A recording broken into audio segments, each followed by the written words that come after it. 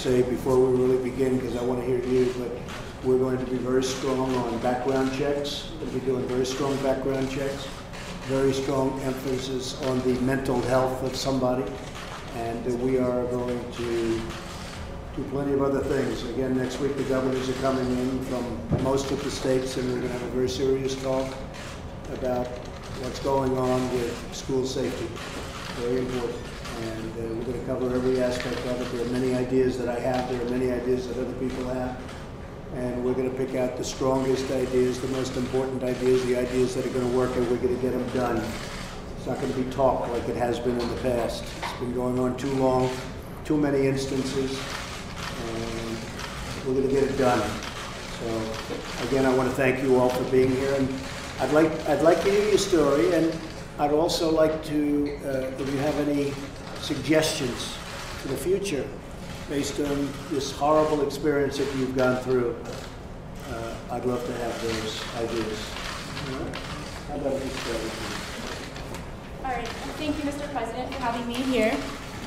My name is Julia Cordover, and I'm from Stoneman Douglas High School, and I was there during the shooting, and I'm a survivor. And I want you guys all to emphasize the point that I survived.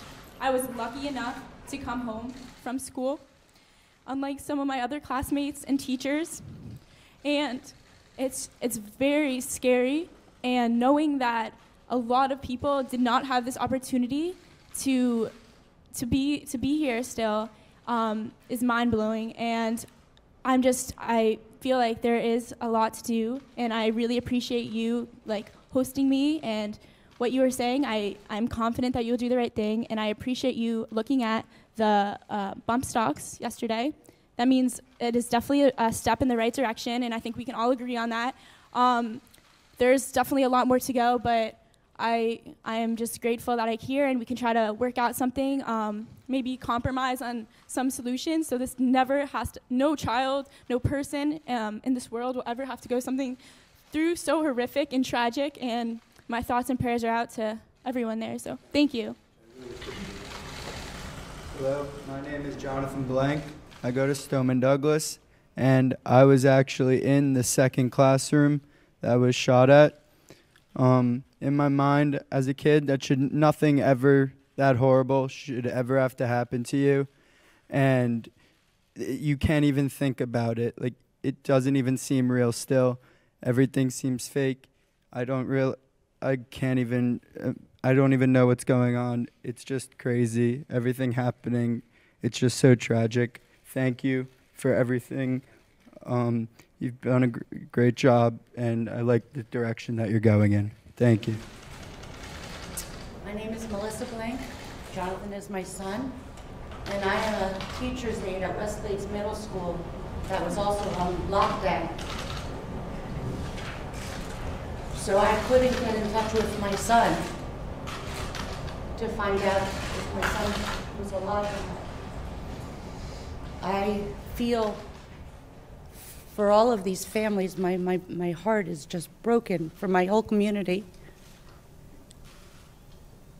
We're coming together.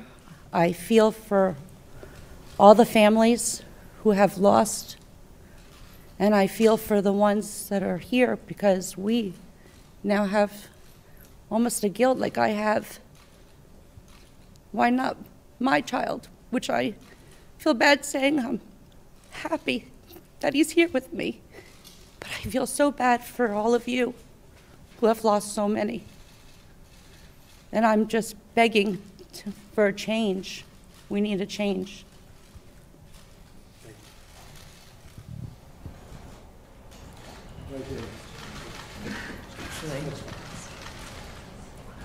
Do you mind, may I pass the microphone back to my daughter, because I think she has some nice solutions, and if that's okay with you? Thank you. Hi, my name is Carson Abt. I'm a junior, and I was at Marjorie Stoneman Douglas at the time of the shooting. And I know that there are a lot of different solutions that we can go through to help eradicate this issue, but one that stuck out to me was about all the drills and protocols that my teachers had to go through. They knew what to do once the code red for an active shooter was announced, but through research, I found that only 32 states require drills.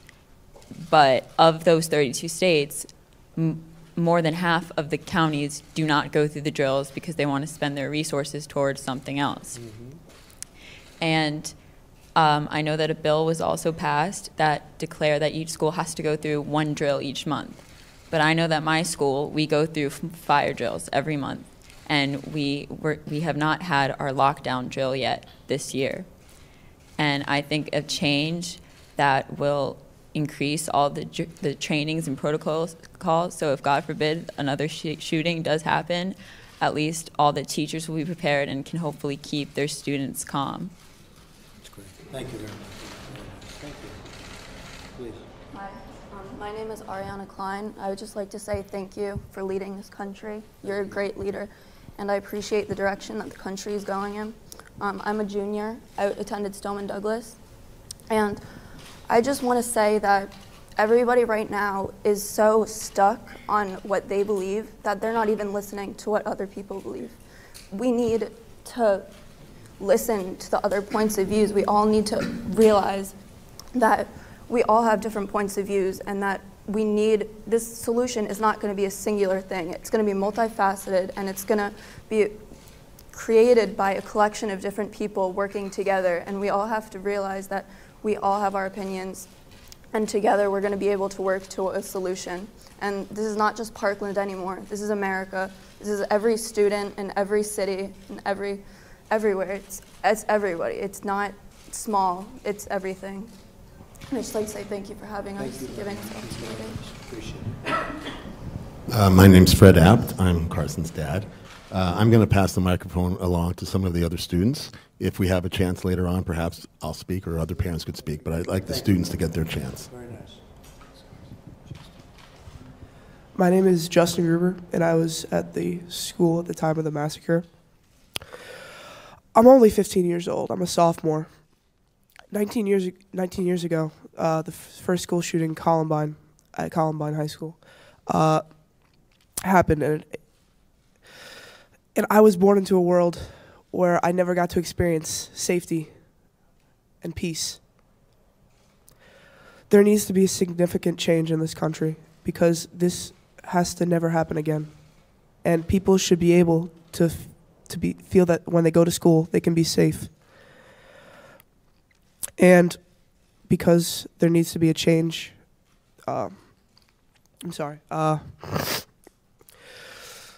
people need to feel safe, and parents shouldn't have to go through the idea of losing their child.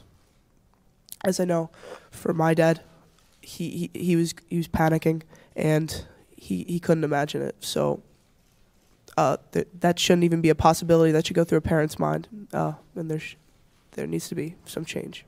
Thank you. Thank you. Thank you very much. Carrie Gruber, Justin's dad. And I'll be brief. You know, Justin was texting me, hiding in a closet, saying, if something happens, I love you. Something happens, I love you. And you can't imagine what that's like as a parent. And then his phone died, and I didn't know what happened for another hour or so. So 17 lives were gone. I was lucky enough to get my son home, but 17 families. It's not left and right. It's not political. It's a human issue. People are dying, and we have to stop this. We have to stop. If he's not old enough to buy a drink, to go and buy a beer, he should not be able to buy a gun at 18 years old.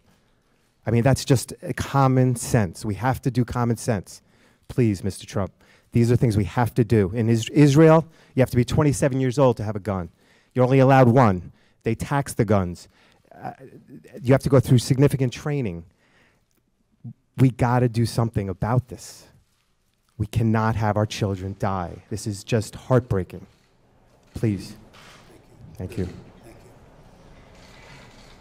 Hi, my name is Shannon Morris. I'm a local administrator for a school in DC, and I really want to continue the conversation for our students.